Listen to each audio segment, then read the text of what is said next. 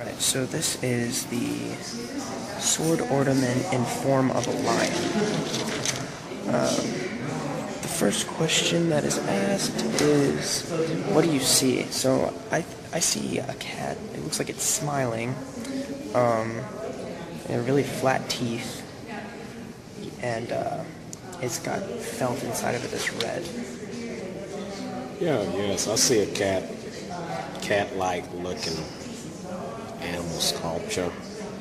It shows a white grin on its face and flat teeth and ridges on the sides of it. Okay. Our second question is, what is it about? So, I think it's about, it looks like the cat's like ready to attack, kind of like almost like growling, but that's just me. Okay, I see more of a warning sign on a cat's face to would-be attackers, enemies. It's more like to warn them, stay away. And yes. Question 3 is, how do you know? And I just, the way the cat is positioned and like standing, he looks like he's being defensive and alert. Yeah, agreed to that, and also the way the piece of art is portrayed, and the color scheme of the felt that's filled on the inside is red, which is a universal color of danger and warning. Gotcha. And yes. All right. Question 4 is, what's question? What might this work have meant to someone in its original context? Well, it was probably a symbol that the person was of high social status, maybe royalty or very wealthy. True to that, a status symbol, and the fact that precious metal like gold was used to create this piece of art shows that the person was highly respected in society. Absolutely. How does its meaning change with its new context within the museum? Well, in my opinion, it went from a social status symbol to a weird-looking cat sculpture that they are showing at an art gallery. Yes, to me, it's just a displayed piece of art, with no real meaning or connection to the viewer. Yeah. Explain the positive aspects of the museum owning and displaying this artwork. My positive aspect of this is that it allows us to understand how social standing possibly could have worked and been presented for the Asante people. And also, it allows one of the positive aspects is educating the public on an array of different cultural art and meanings. Yes. All right. Explain the negative aspects of the museum owning and displaying this artwork. The negative aspect that I think is that it's no longer respected as an African high-class symbol, but rather a piece of historical African art, much less respected as such. Agreed to that.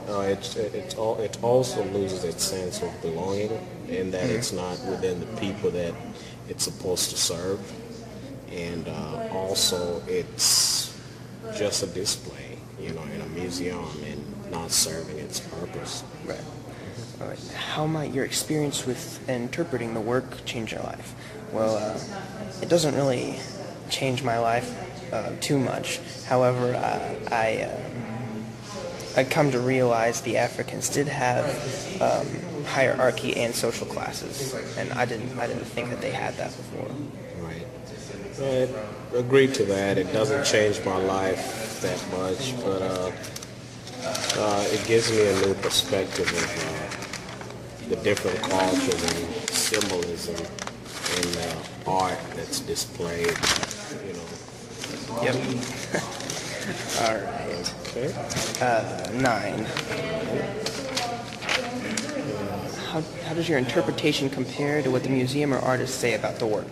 What the museum says about the piece is pretty different than what I said about it. Quite a bit different, actually.